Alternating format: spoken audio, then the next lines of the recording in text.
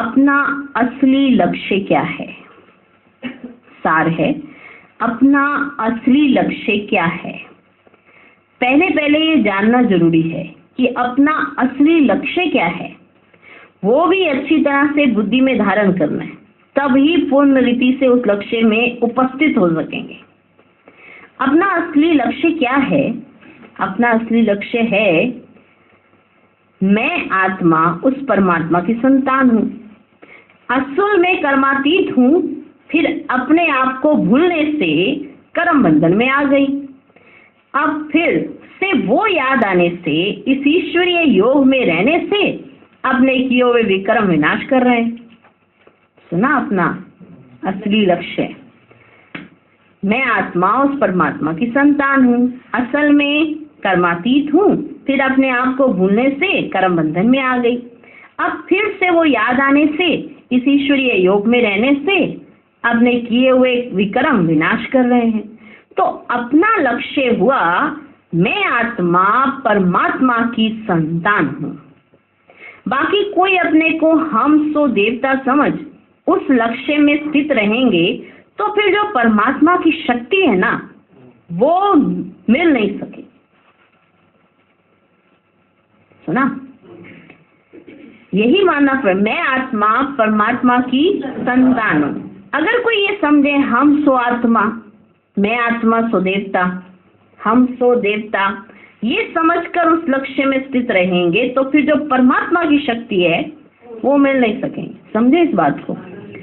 क्योंकि अगर परमात्मा की याद में आपने बैठना है, अपने दैवी संस्कारों में नहीं, आपने परमात्मा की याद में बैठना है, तो आत्मा समझ के ही बैठना पड़ेगा, तब आपके अंदर शक्ति आएगी।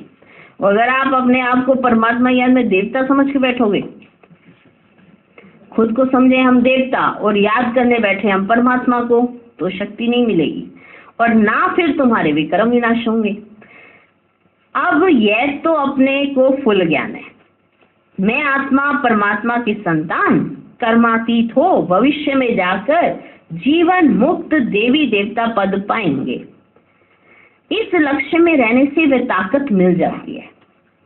समझे कि मैं आत्मा परमात्मा की संतान, कर्मातीत हो, भविष्य में जाकर जीवन मुक्त देवी देवता पद पाएंगे। अगर इस तरह से सोचते हैं तो वो ताकत मिल जाएगी लक्ष्य में रहने की।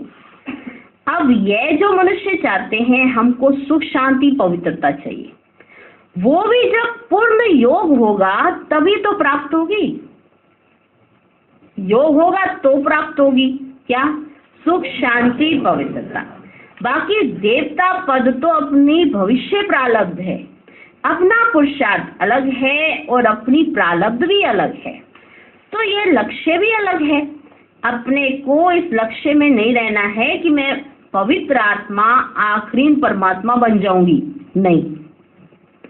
अपने को इस लक्ष्य में नहीं रहना है कि मैं पवित्र आत्मा परमात्मा बन जाऊंगी, नहीं। परंतु हमको परमात्मा के साथ योग लगाए पवित्र आत्मा बनना है, बाकी आत्मा को कोई परमात्मा नहीं बनना है। समझा? समझ में? मुरली का सार था कि अपने लक्ष्य को पहचानो, अपने लक्ष्य को समझो। हम कहते हैं हमारा लक्ष्य है देवी देवता बनना, माना लक्ष्मी नारायण बनना, पर वो तो हमारा लक्ष्य है ही है। अगर हम हर घड़ी सिर्फ अपने आप को लक्ष्मी नारायण समझ के चलते रहें तो हमारे विक्रम विनाश नहीं होने वाले। हमारे विक्रम जो हुए आत्मा से हुए, ठीक? तो आत्मा पर ही उसका लेप से वो सब लगा हुआ है, तो आत्मा से उतारना पड़ेगा। देवी देवताओं से तो विक्रम ही नहीं होते। अगर आप अपने आप को देवी देवता समझकर बाबा से याद करेंगे बाबा को, तो विक्रम विनाश नहीं होंगे। तो हमारा लक्ष्य क्या हुआ? संगम युग का हमारे को ये याद रखना है कि मैं आत्मा परमात्मा की संतान हूँ। हाँ, ये याद रखना कि मैं देवी देवता बनूंगी और इस तरह से होगा, वो एक अलग बात है। वो भी कर्मातीत होकर बनूंगी, पहले नहीं बन सकते, कर्मातीत होकर बनेंगे देवी देवता। लेकिन आज हम नहीं सोच सकते कि मैं देवी देवता हूँ और मैं आत्मा परमात्मा बन जाऊंगी पवित्र होकर। कहीं ऐसे कहते हैं कि नहीं हम परमात्मा जैसे हो जाएंगे, परमात्मा ही बन जाएंगे पूरी तरह से। ऐसा नहीं हो सकता।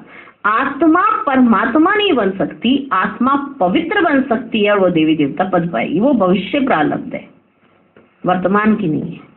तो वर्तमान में हमारे को क्या लक्ष्य लेके चलना है कि आत्मा परमात्मा की संतान है, तो ही वो अपने विक्रम विनाश कर सकती है और कर्मातीत अवस्था को पा सकती है। अच्छा,